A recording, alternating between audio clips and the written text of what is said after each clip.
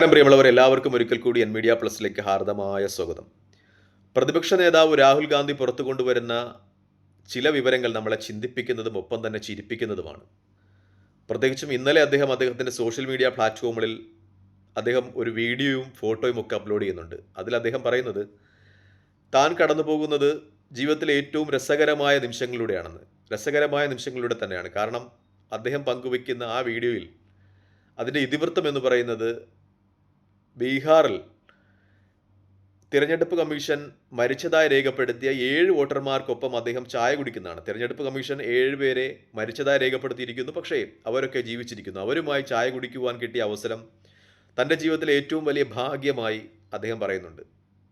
ഈ വീഡിയോ കാണുന്ന ആളുകൾക്ക് ചിരിക്കുവാൻ തോന്നുന്നുവെങ്കിലും നമ്മുടെ ജനാധിപത്യത്തെക്കുറിച്ച് വളരെ ആശങ്കയുണ്ടാക്കുന്ന ഒരു വീഡിയോ ആണിത്. കാരണം എത്രമേൽ നമ്മുടെ ജനാധിപത്യം അത് അഴിമതിവത്കരിക്കപ്പെട്ടിരിക്കുന്നു എന്നതിൻ്റെ നേർരേഖയായി അദ്ദേഹത്തിൻ്റെ വീഡിയോയും ചിത്രങ്ങളും ഒക്കെ നിഴലിക്കുന്നു എന്നതാണ് ഏറ്റവും പരമപ്രധാനമായ കാര്യം. നേരത്തെ അദ്ദേഹം കർണാടകയിലെ സെൻട്രൽ ബാംഗ്ലൂർ ലോക്സഭാ മണ്ഡലത്തിലെ ചില വോട്ട് വിവരങ്ങൾ പുറത്തു കൊണ്ടുവന്നിരുന്നു. അതിലെ വോട്ടർമാരുടെ പേര് JKMLF എന്നും വോട്ടർമാരുടെ പിതാവിൻ്റെ പേര് ABCDGF എന്നും അവർ താമസിക്കുന്ന ബിൽഡിങ്ങിൻ്റെ പേര് O എന്നും K എന്നും ഒക്കെയാണ്. അതുതന്നെ വളരെ രസാവഹമായ ചില സത്യ അന്വേഷണ പരീക്ഷണങ്ങളായിരുന്നു. പക്ഷേ അത് നമ്മുടെ ജനാധിപത്യ ബോധത്തിനുണ്ടാകുന്ന ആഘാതം വളരെ വലുതാണ്, ചെറുതൊന്നുമല്ല എന്നൊരു സത്യം കൂടി നിലനിൽക്കുന്നു എന്നാണ് ഏറ്റവും പരമപ്രധാനമായ കാര്യം. മറ്റൊന്ന്, ഇതുമായി ബന്ധപ്പെട്ട് മാധ്യമങ്ങൾ ചർച്ച ചെയ്യുന്ന വാർത്തകളിലൊന്ന് NDA മന്ത്രിസഭയെ അട്ടിമറിക്കുവാൻ രാഹുൽ ഗാന്ധി ശ്രമിക്കുന്നു എന്നതുമായി ബന്ധപ്പെട്ടാണ്. അതായത് ഈ വോട്ടിങ്ങിൻ്റെ ആഘാതം, ഈ വോട്ട് ചോരിയുടെ ആഘാതം NDA മന്ത്രിസഭയെ പിടിച്ചുകുലുക്കുന്നു എന്ന വാർത്ത ഉത്തരേന്ത്യൻ മാധ്യമങ്ങളൊക്കെ റിപ്പോർട്ട് ചെയ്യുന്നുണ്ട്. പ്രത്യേകിച്ചും ആന്ധ്രാപ്രദേശിലെ മുൻ മുഖ്യമന്ത്രിയും ഇപ്പോഴത്തെ പ്രതിപക്ഷ നേതാവുമായ ജഗ്മോഹൻ റെഡ്ഡി അത്തരമൊരു ആരോപണം ഉന്നയിക്കുന്നുണ്ട്. അദ്ദേഹം പറയുന്നു, ആന്ധ്രാപ്രദേശിലും ഇത്തരം വോട്ട് ചോരി നടന്നിട്ടുണ്ട്. പക്ഷേ രാഹുൽ ഗാന്ധി അത് പുറത്തു കൊണ്ടുവരാത്തത് രാഹുൽ ഗാന്ധിയും ഇപ്പോൾ അവിടെ ഭരിക്കുന്ന തെലുങ്കുദേശം പാർട്ടിയും അതിൻ്റെ നേതാവായ ചന്ദ്രബാബു നായിഡും തമ്മിലുള്ള പുതിയ ഒരു സഖ്യശ്രമത്തിൻ്റെ രൂപീകരണവുമായി ബന്ധപ്പെട്ടാണെന്ന്. അതിന് പിന്നിൽ പ്രവർത്തിക്കുന്നത് രേവന്ത് റെഡ്ഡി എന്ന് പറയുന്ന തെലുങ്കാന മുഖ്യമന്ത്രിയാണെന്ന് അദ്ദേഹം ആരോപിക്കുന്നുണ്ട്. കാരണം അദ്ദേഹത്തിൻ്റെ ആരോപണത്തെ ചില ഉത്തരേന്ത്യൻ മാധ്യമങ്ങളും ഉദ്ധരിക്കുന്നുണ്ട്. അവരും പറയുന്നുണ്ട്, ഒരുപക്ഷേ ചന്ദ്രബാബു നായിഡു തെലുങ്കുദേശം പാർട്ടി കേന്ദ്രത്തിൽ NDAക്ക്, അതായത് മോഡി സർക്കാരിന് കൊടുക്കുന്ന പിന്തുണ പിൻവലിക്കുവാനുള്ള സാധ്യത വളരെയധികമാണെന്ന്. കാരണം 16 MP തെലുങ്കുദേശം പാർട്ടിക്കുള്ളത്. ആ 16 MP ഒരുപക്ഷെ മോഡി സർക്കാരിനുള്ള പിന്തുണ പിൻവലിച്ചേക്കാം എന്ന രീതിയിലുള്ള ചർച്ചകൾ വരികയാണ്. കാരണം രാഹുൽ ഗാന്ധി ഈ അവസരമാണ് മോഡി സർക്കാരിനെ തള്ളിയിടുവാൻ പറ്റിയ ഏറ്റവും നല്ല അവസരമായി വിലയിരുത്തുന്നത്. കാരണം ദേശീയ തലത്തിലൊക്കെ വോട്ട് ചോരി വലിയ വിവാദമുണ്ടാക്കിയാണ്. ജനങ്ങളൊക്കെ NDA സർക്കാരിനെതിരെ തിരിഞ്ഞിരിക്കുന്ന ഒരു സമയമായതുകൊണ്ട് തന്നെ ഇതാണ് ഏറ്റവും നല്ല അവസരം എന്ന് രാഹുൽ ഗാന്ധി മനസ്സിലാക്കുന്നതായ വിലയിരുത്തലുകളുമൊക്കെ ദേശീയ മാധ്യമങ്ങൾ നിലനിൽക്കുന്നുണ്ട്. ചന്ദ്രബാബു നായിഡു മാത്രമല്ല, ബീഹാറിൽ നിതീഷ് കുമാറും അത്തരത്തിലുള്ള ഒരു ചിന്തയുമായി മുന്നോട്ട് പോകുന്നു എന്ന വിവരങ്ങളാണ് പുറത്തു വരുന്നത്. ചന്ദ്രബാബു നായിഡുവിന് 16 MP ഉള്ളതെങ്കിൽ നിതീഷ് കുമാറിന് 12 MP ഉള്ളത്. ഈ 38 MP പിന്തുണ പിൻവലിച്ചാൽ സർക്കാരിൻ്റെ കാര്യം പരുങ്ങലിലാകും എന്ന കാര്യത്തിൽ തർക്കമില്ല. മാത്രമല്ല, റിപ്പബ്ലിക്കൻ പാർട്ടി ഓഫ് ഇന്ത്യ പോലെയുള്ള ഏകാംഗ പാർട്ടികളും ഈ സർക്കാരിനെതിരുള്ള പിന്തുണ പിൻവലിക്കുവാനുള്ള തീരുമാനമായി മുന്നോട്ട് പോകുന്നു എന്നാണ് വിശകലനങ്ങളൊക്കെ പുറത്തു വരുന്നത്. അതായത് മോഡി സർക്കാർ തങ്ങളുടെ മൂന്നാം മോഡി സർക്കാരിൻ്റെ അവസാന നിമിഷങ്ങളിലൂടെയാണ് കടന്നു പോകുന്നത് എന്ന വസ്തുത മാധ്യമങ്ങൾ വളരെ കാര്യമായി തന്നെ വിശകലനം ചെയ്യുന്നുണ്ട്. നിതീഷ് കുമാറിനെ സംബന്ധിച്ച് അദ്ദേഹം NDAക്കൊപ്പം തുടരുന്നത് ഒരു ആത്മഹത്യപരമായ തീരുമാനമായിരിക്കും എന്ന നിഗമനത്തിലെത്തുന്നു എന്ന നിഗമനങ്ങൾ പുറത്തു വരുന്നുണ്ട്. കാരണം മഹാരാഷ്ട്രയിലും ഒറീസയിലുമൊക്കെ നടന്ന സംഭവവികാസങ്ങൾ അദ്ദേഹത്തിൻ്റെ മനസ്സ് മടുപ്പിക്കുന്നുണ്ട്. നമുക്കറിയാം, മഹാരാഷ്ട്രയിൽ BJP ശിവസേനയുടെ സഖ്യകക്ഷി മാത്രമായിരുന്നു.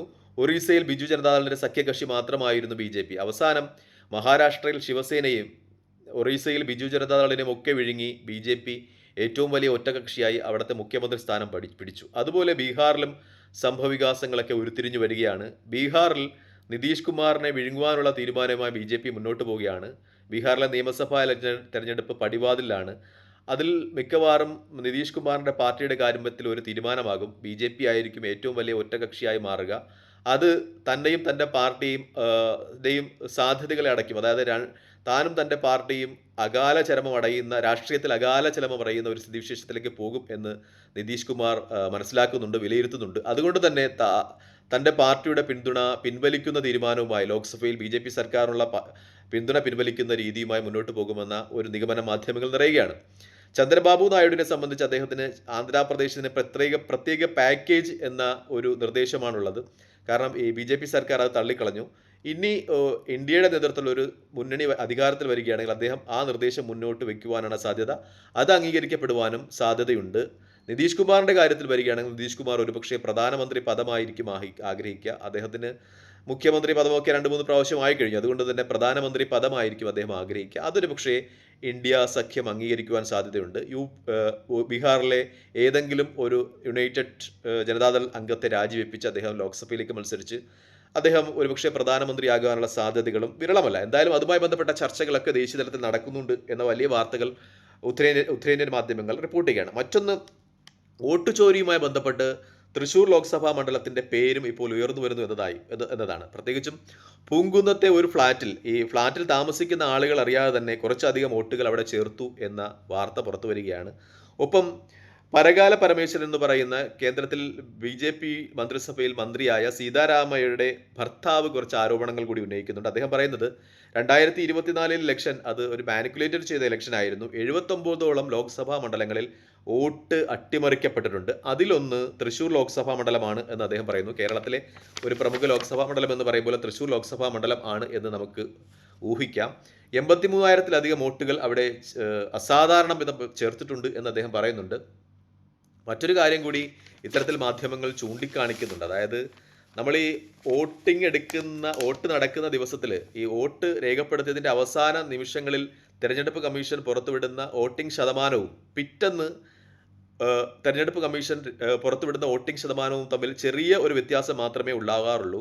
0.5%, 1%. പക്ഷേ ഈ അടുത്ത കാലഘട്ടത്തിൽ വോട്ട് നടന്ന 1-2 സംസ്ഥാനങ്ങളിലൊക്കെ വോട്ടിംഗ് ശതമാനം, അതായത് വോട്ട് നടന്ന ദിവസത്തെയും പിറ്റേ ദിവസത്തെയും വോട്ടിംഗ് ശതമാനം തിരഞ്ഞെടുപ്പ് കമ്മീഷൻ പുറത്തുവിടുമ്പോൾ വലിയ അന്തരം സംഭവിക്കുന്നു എന്നൊക്കെ രീതിയിലുള്ള റിപ്പോർട്ടുകൾ കൂടി പുറത്തു വരികയാണ്.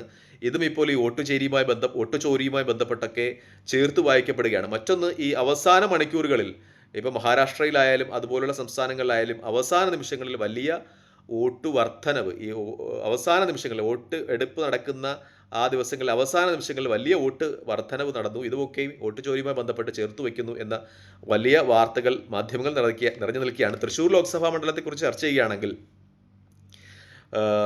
വോട്ടിംഗ് ശതമാനത്തിലെ വർധനവ് വലിയ രീതിയിൽ കേരളത്തിലെ മറ്റ് ലോക്സഭാ മണ്ഡലത്തെ കമ്പയർ ചെയ്യുകയാണെങ്കിൽ വോട്ടിംഗ് ശതമാനത്തിലെ വലിയ വർധനവ് തൃശ്ശൂർ ലോക്സഭാ മണ്ഡലത്തിൽ ഉണ്ടായിട്ടുണ്ട്. അതുപോലെ തന്നെ കന്നി വോട്ടർമാരുടെ വോട്ടിങ്ങിലുമൊക്കെ വലിയ വർധനവ് ഉണ്ടായിട്ടുണ്ട്.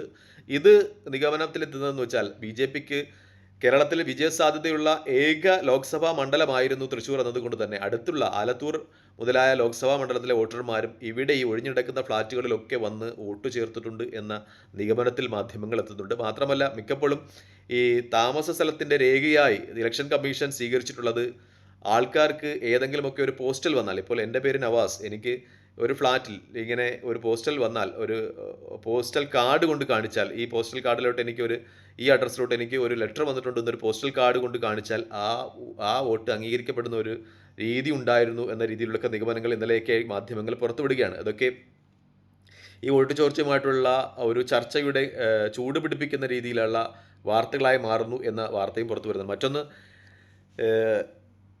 ബി.ജെ.പി. പ്രൊഫൈലുകളും IT വിങ്ങളും ഒക്കെ രാഹുൽ ഗാന്ധി ഇപ്പോൾ പപ്പു എന്നൊക്കെ വിളിച്ച് ആക്ഷേപിക്കുന്നുണ്ട്. കാരണം അദ്ദേഹം ഇതുമായി ബന്ധപ്പെട്ട സത്യവാങ്മൂലം കൊടുക്കുന്നില്ല എന്നതാണ് പറയുന്നത്. ഇലക്ഷൻ കമ്മീഷൻ സത്യവാങ്മൂലം ആവശ്യപ്പെടുന്നു ഇത്തരം കാര്യങ്ങളുമായി ബന്ധപ്പെട്ട പക്ഷേ അദ്ദേഹം അത് നൽകുന്നില്ല. പക്ഷേ ഇപ്പോൾ കോൺഗ്രസിൻ്റെ സൈബർ വിങ്ങുകൾ ഇതുമായി ബന്ധപ്പെട്ട് പുറത്തുവിടുന്നത്, പണ്ട് ശ്രീലങ്കൻ പ്രധാനമന്ത്രി സിരിസേന ഇന്ത്യയിലെത്തിയപ്പോൾ നരേന്ദ്രമോദി നടത്തിയ ഒരു പ്രസ്താവനയുമായി ബന്ധപ്പെട്ടാണ്. സിരിസേന വരുമ്പോൾ സിരിസേനയെ വെൽക്കം ചെയ്യുന്ന ഒരു പ്രസംഗമുണ്ട് നരേന്ദ്രമോദി. അതിൽ സിരിസേനയുടെ ഭാര്യയെ അദ്ദേഹം ഇങ്ങനെ വെൽക്കം ചെയ്യുന്നുണ്ട്. അദ്ദേഹം പറയുന്നത് MRS സിരിസേന എന്നാണ്, അതായത് മിസ്സിസ്.